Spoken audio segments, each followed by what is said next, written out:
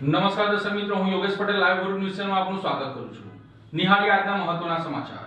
ભરૂચના પરેશ વસાવા હત્યાકાંડનો ભેદ પોલીસે ઉકેલી કાઢ્યો છે. બાઇક લૂંટવાના ઈરાદે મિત્રએ જ મિત્રની હત્યા કરી હોવાનું સામે આવ્યું છે. 20 જૂનના રોજ અંકલેશ્વરના ધડાલ સાગબારા બ્રિજની નીચે નદીમાંથી એક અજાણ્યા પુરુષનું વિકૃત હાલતમાં મૃતદેહ મળી આવ્યો હતો. મૃતદેહની હાલત એટલી ખરાબ હતી કે તેની ઓળખ કરવી પોલીસ માટે મોટું પડકાર બની હતી. જો કે મૃતકના હાથ પરના ટેટૂના આધારે પોલીસે તપાસ આગળ વધારી હતી. તપાસ દરમિયાન મૃતકની ઓળખ પરેશ મણીલાલ વસાવા તરીકે થઈ હતી.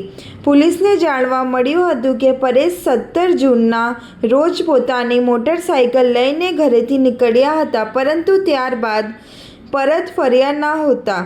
પોલીસે ઘટનાની ગંભીરતાને ધ્યાનમાં રાખી ભરૂચ અને અંકલેશ્વર વિસ્તારના 150થી વધુ સીસીટીવી કેમેરા ચકાસ્યા હતા. ફૂટેજમાં ચોંકાવનારી હકીકત સામે આવી હતી. પરેશ વસાવાની મોટરસાઇકલ કોઈ અજાણ્યો વ્યક્તિ ચલાવી રહ્યો હતો, જ્યારે પરેશ વસાવા પાછળ બેઠેલા જોવા મળ્યા હતા. ફોરેન્સિક પોસ્ટમોર્ટમ રિપોર્ટમાં મૃતકને ગંભીર ઇજાઓ પહોંચાડવામાં આવી હોવાનું બહાર આવતા હત્યાનો ગુનો નોંધાયો હતો. ત્યારબાદ પોલીસની અલગ અલગ ટીમોએ ટેકનિકલ સર્વેલન્સ, હ્યુમન ઇન્ટેલિજન્સ અને ગ્રાઉન્ડ લેવલની તપાસનો સહારો લીધો હતો. સતત વોચ અને ગુપ્ત માહિતીના આધારે પોલીસે આખરે 20 વર્ષીય નિર્મલ રાજુ નિષાદને ઝડપી પાડ્યો હતો. પૂછપરછ દરમિયાન આરોપીએ મોટરસાઇકલ પડાવી લેવા માટે પરેશ વસાવાની હત્યા કરી હોવાનું કબૂલ્યો હતો. હત્યા બાદ આરોપીએ મૃતદેહને નદીમાં ફેંકી પુરાવા નષ્ટ કરવાનો પ્રયાસ કર્યો હતો. ઉલ્લેખનીય છે કે આરોપી નિર્મલ નિષાદ સામે અગાઉ પણ અંકલેશ્વરમાં ચેઇન સ્નેકિંગ સહિતના ગુના નોંધાઈ ચૂક્યા છે. તારીખ 20/6/2026ના રોજ અંકલેશ્વર રૂરલ પોલીસ સ્ટેશન ખાતે અમરાવતી ખાડીમાં સાગબારા બ્રિજની નીચે એક ડીકમ્પોઝ હાલતમાં એક ડેડ બોડી મળી આવે છે કે જેને જોતા તેની કોઈ જાતની ઓળખ શક્ય હતી નહીં, કારણ કે ચહેરા ઉપર ઘણો તો વિકૃત થઈ ગયો હતો. આ હાલતમાં પોલીસ દ્વારા તાત્કાલિક જ સુરત ખાતે ફોરેન્સિક એફએસએલ કરવા માટે ડેડ બોડીને મોકલી દેવામાં આવે છે અને ત્યારબાદ ડેડ બોડીના ફોટા અને બધું લઈ અને વ્યક્તિની ઓળખાણ માટે ખૂબ પ્રયત્ન કરવામાં આવે છે, જેને આધારે અલગ અલગ અનેક સીસીટીવીઓ, ત્યારબાદ અલગ અલગ જગ્યાએ તેના હાથ પરના છંદડા, એના કપડાનું વરણ, આ બધું કરીને અઢળક જગ્યાએ તેના ફોટોગ્રાફર દેખાડવામાં આવે છે. 150થી વધારે સીસીટીવી ચેક કરવામાં આવે છે અને જેને આધારે જે મૃતક છે તેનું નામ પરેશ મણીલાલ વસાવા, ઉંમર વર્ષ 40, જે રહે દૂધપરા ડેરી નજીક ભોલાવ જીઆઈડીસી ખાતે તે હોવાનું મળી આવે છે. મીનવાઇલ સુરત ફોરેન્સિક ખાતેથી ખ્યાલ પડે છે કે જે વ્યક્તિની ડેડ બોડી છે તેનું મૃત્યુ કોઈ તીક્ષ્ણ વસ્તુઓ દ્વારા તેના માથામાં મારવાથી થયું હોવાનું સામે આવતા પોલીસ દ્વારા 27/6ના રોજ તત્કાલ ધોરણે 103(1) BNS પ્રમાણે મર્ડરનો ગુનો દાખલ કરવામાં આવે છે અને આગળની તજવીજ ખૂબ આગળ વધારવામાં આવે છે, જેમાં અમારા અંકલેશ્વર ડિવિઝનના ડીવાયએસપી, એલસીબીની ટીમ અને લોકલ પીએ જે છે એ ખૂબ જ મહેનત ઉઠાવે છે અને ત્યારબાદ જે છે એ બધી જ વસ્તુ ચેક કરતા ખ્યાલ પડે છે કે 17/6/2026ના રોજ આ વ્યક્તિ ભોલાવ જીઆઈડીસી ખાતેથી નીકળી અને ત્યારબાદ જે છે તેમનું લોકેશન મળી આવતું ન હતું. આગળ વધુ તપાસ ધરતા હ્યુમન ઇન્ટેલિજન્સના આધારે અને ટેકનિકલ ઇન્ટેલિજન્સના આધારે ખ્યાલ પડે છે કે એક વ્યક્તિ કે જેનું નામ છે નિર્મલ રાજુ નિષાદ, ઉંમર વર્ષ 20, જે મૂળ રહે છે ઉત્તર પ્રદેશ અને અહીંયા દૂધદા નજીક રહે છે અને આ વ્યક્તિના ટચમાં છેલ્લે 1 વર્ષથી હતો.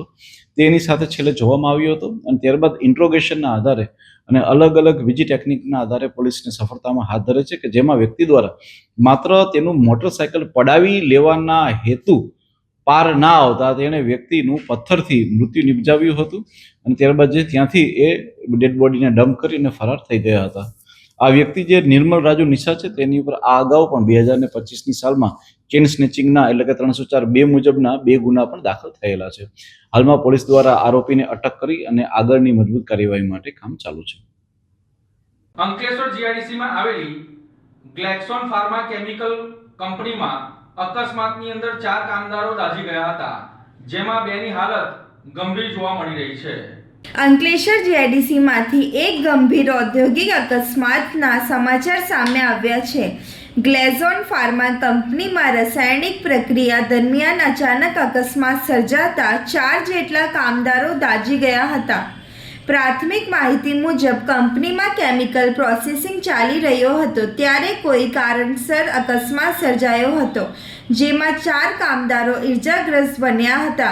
અકસ્માત બાદ કંપનીમાં અફરાતફરીનો માહોલ સર્જાયો હતો અને ઈજાગ્રસ્તોને તાત્કાલિક સારવાર માટે અંકલેશ્વરની જયાબેન મોદી હોસ્પિટલ ખાતે ખસેડવામાં આવ્યા હતા. જો કે 4 પૈકી 2 કામદારો વધુ દાઝી ગયા હોવાથી તેમની ગંભીર હાલતને ધ્યાનમાં રાખી વધુ સારવાર માટે વડોદરાની ખાનગી હોસ્પિટલમાં રિફર કરવામાં આવ્યા હતા. હાલ બંનેની સારવાર ચાલી રહી છે. ઘટનાની જાણ થતાં જ અંકલેશ્વર જીઆઈડીસી પોલીસનો કાફલો કંપની ખાતે પહોંચ્યો હતો. પોલીસે અકસ્માતના કારણો જાણવા માટે સ્થળનું નિરીક્ષણ કરી સઘન તપાસ શરૂ કરી છે. અકસ્માત પાછળ ટેકનિકલ ખામી, સલામતીના નિયમોમાં બેદરકારી કે અન્ય કોઈ કારણ જવાબદાર છે કે નહીં તે દિશામાં તપાસ હાથ ધરવામાં આવી રહી છે. આ અકસ્માતે ફરી એકવાર ઔદ્યોગિક એકમોમાં સલામતીના ધોરણે અંગે અનેક સવાલો ઊભા કર્યા છે.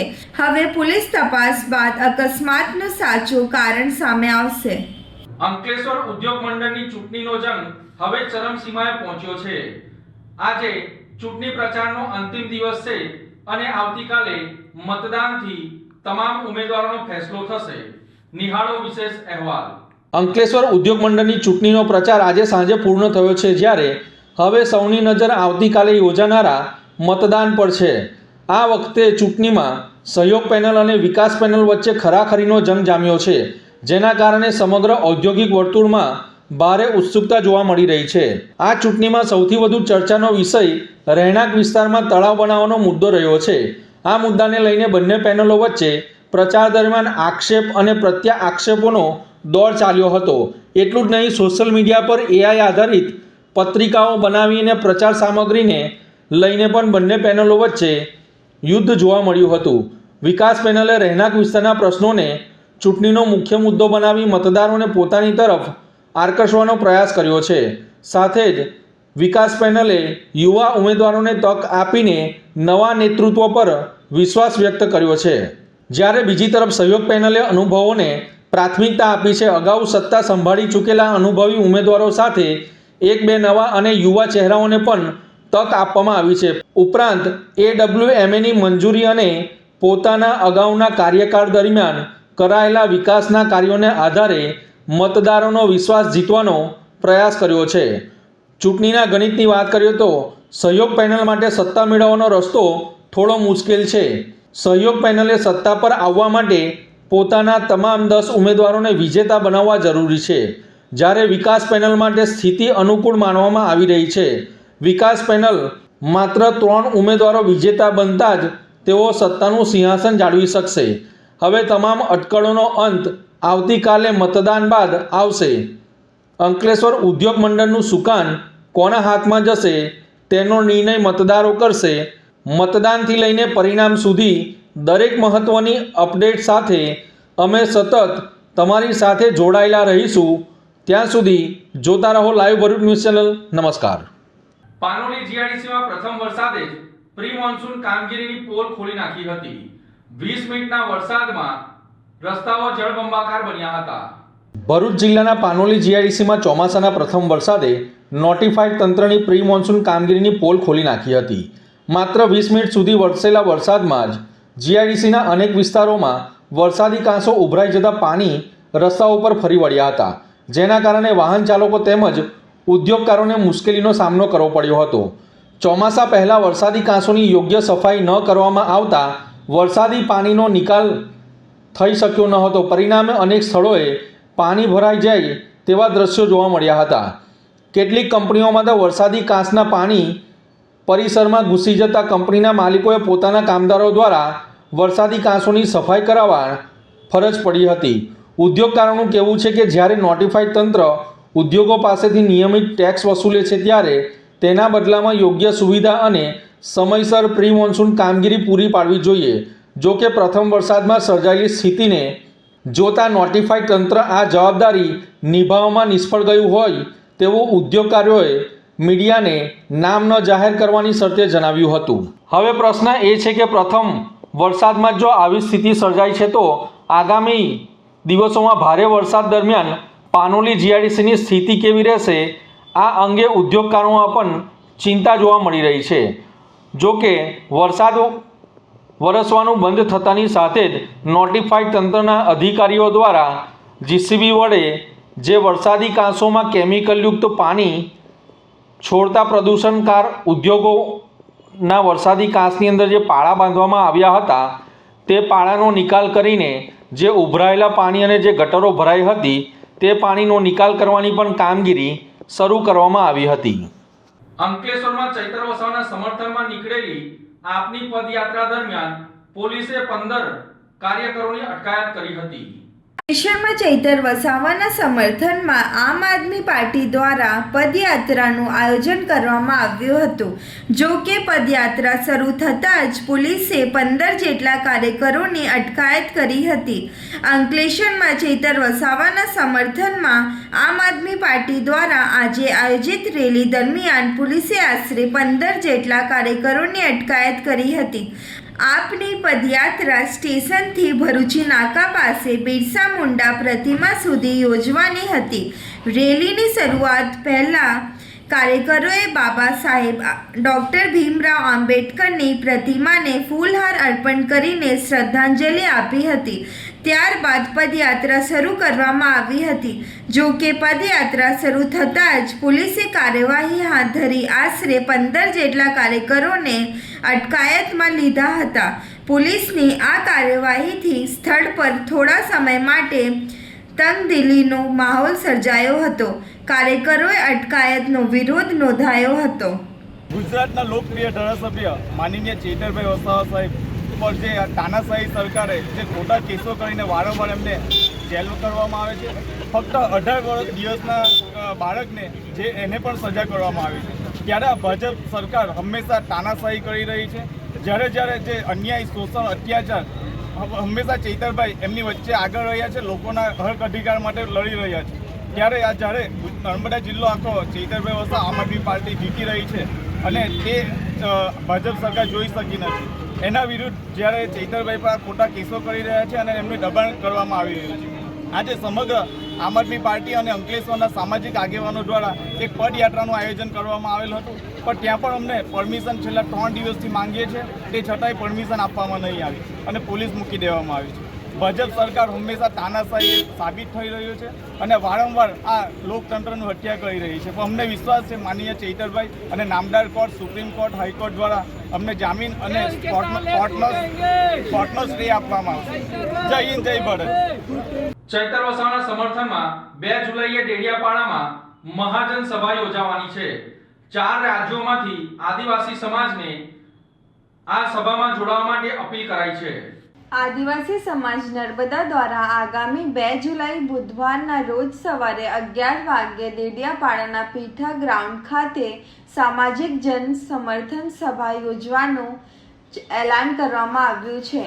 આ જનસભામાં ગુજરાત ઉપરાંત મધ્યપ્રદેશ, મહારાષ્ટ્ર અને રાજસ્થાન સહિત સમગ્ર આદિવાસી પટ્ટાના રાજકીય અને સામાજિક આગેવાનો, યુવાનો, વડીલો તેમજ મોટી સંખ્યામાં સમાજજનો ઉપસ્થિત રહે તેવી અપીલ કરવામાં આવી છે. બેઠક દરમિયાન સમાજના આગેવાનોએ જણાવ્યું હતું કે આ જનસભા દ્વારા આદિવાસી સમાજની એકતા અને સમર્થનનો મજબૂત સંદેશ આપવામાં આવશે. સાથે જ તમામ સમાજજનોને મોટી સંખ્યામાં હાજર રહી કાર્યક્રમને સફળ બનાવવા અનુરોધ કરવામાં આવ્યો હતો. નમસ્કાર મિત્રો, હું નિરંજનભાઈ વસાવા. ઘણા લોકોના ટેલિફોનિક ફોન આવી રહ્યા છે રાજસ્થાન, મધ્યપ્રદેશ, મહારાષ્ટ્ર અને ગુજરાતમાંથી કે નર્મદા જિલ્લામાં ચૈતરભાઈના સમર્થનમાં ક્યારે આયોજન કરી રહ્યા છો. ત્યારે હું તમામ જનતાને અને સામાજિક આગેવાનો અને જે નેતાઓ છે, જે ચૂંટાયેલા પ્રતિનિધિઓ છે, એમને કહેવા માંગીએ છીએ કે ડેડિયાપાડા પીઠા ગ્રાઉન્ડ ખાતે તારીખ 2/7/2026ના રોજ ગુરુવારે સવારે 11 વાગે તમામ સામાજિક અને રાજકીય આગેવાનોને અમારું ભાવભર્યું આમંત્રણ છે કે ચૈતરભાઈ પર જે ખોટા કેસો, ખોટી એફઆઈઆરો થઈ છે, સાથે સાથે જે 17 દિવસના બાળક પર જે આ પ્રશાસન દ્વારા જે નિર્ણય લેવામાં આવ્યો છે કોર્ટ દ્વારા, એ બાબતે આજે સમગ્ર આદિવાસી સમાજ અને સર્વ સમાજ એ લોકો ચૈતરભાઈના સમર્થનમાં આવી રહ્યા છે. તો તે માટે આપ સૌને અમારું ભાવભર્યું આમંત્રણ છે કે સવારે 11 વાગે બીજી તારીખે ગુરુવારના રોજ આપ સૌ પીઠા ગ્રાઉન્ડ ખાતે ખૂબ મોટી સંખ્યામાં પધારો એવી તમામ આદિવાસી સમાજ અને સામાજિક આગેવાનોની તમને ભાવભર્યું આમંત્રણ છે. જય હિન્દ, જય ભારત. ચાલો સ્ટાર્ટ. જોહાર, જય આદિવાસી. આપ સૌ જાણો છો એમ અમારા ધારાસભ્ય શ્રી ચેતરભાઈ વસાવાને ગુજરાતની ભાજપ સરકારે એક ષડયંત્ર તહેત કોર્ટની અંદર કોર્ટ દ્વારા એમને સજા અપાવી છે 7 વર્ષની, અને એ અંતર્ગત આખા ગુજરાતના સર્વ સમાજ આક્રોશિત થયો છે. ત્યારે એક સામાજિક સમર્થન રેલીનું અહીંયા ડેડિયાપાડામાં આયોજન થઈ રહ્યું છે, અને એ સમર્થન રેલીના આયોજનમાં હું અહીંયા ઉપસ્થિત રહ્યો હતો. સામાજિક કાર્યકરોએ એનું આયોજન કર્યું છે, અમે પણ એમને સમર્થન આપીએ છીએ. અને આ રેલીની અંદર ગુજરાત, મધ્યપ્રદેશ, મહારાષ્ટ્ર, ગુજરાતના આદિવાસી પટ્ટાના દરેક નેતાઓ, સામાજિક કાર્યકર્તાઓ, યુવાનો, વડીલો સૌ ઉપસ્થિત રહેનાર છે. આ એક સફળ રેલી ચેતરભાઈને નૈતિક બળ પૂરું પાડશે અને ચેતરભાઈને ન્યાય અપાવશે. સ્ટાર્ટ. ડેડિયાપાડાના ધારાસભ્ય ચૈતર વસાવા સાહેબને જે હમણાં જ સેશન કોર્ટનો હુકમ થયો અને 7 વર્ષની સજા થઈ છે, 9 વ્યક્તિઓને 7 વર્ષની સજા થઈ છે, એ બાબતે સમગ્ર આદિવાસી સમાજ દુઃખી છે. ન્યાયના હિતમાં પણ જે લોકો વિચારે છે તે પણ દુઃખી છે. ત્યારે સૌનો એ પ્રશ્ન હતો કે નર્મદા જિલ્લામાં આ બાબતે ક્યારે પ્રોગ્રામ કરવામાં આવે છે. એ જે માગણી હતી એ માગણી અંગે આજે ચર્ચા કરવામાં આવી અને સૌએ નક્કી કર્યું કે હવે પક્ષાપક્ષી ભૂલીને સર્વ લોકો 2 જુલાઈએ ડેડિયાપાડા ખાતે મહાસંમેલન યોજીએ, ચૈત્રભાઈના ન્યાય માટે ચર્ચા કરીએ અને આગામી રણનીતિ નક્કી કરીએ. એ માટેની જે ચર્ચા થઈ છે એ માટે આપ સૌને આમંત્રણ આપીએ છીએ. હું બાબુભાઈ ડામોર એક સામાજિક આગેવાન તરીકે આજના પ્રોગ્રામમાં હાજર રહ્યો અને સૌને આમંત્રણ આપું છું. આભાર. मैं एक्समैन विजय भाई, अभी जो चर्चा का मुद्दा ये है कि जो चैतर भाई को सेशन कोर्ट द्वारा जो आदेश दिया गया है 7 साल की सजा, तो उसके उपलब्ध उसके निर्देश में और उसके जन समर्थन में जो हम चारों राज्यों की रैली करने जा रहे हैं, वो सभी राज्यों के, चाहे राजस्थान हो, चाहे एमपी हो, चाहे महाराष्ट्र हो या चाहे गुजरात हो, सभी युवाओं और सभी जनप्रतिनिधियों को हमारा संदेश है कि चैतर वसावा के जन समर्थन में आए और चैतर वसावा को न्याय दिलाए.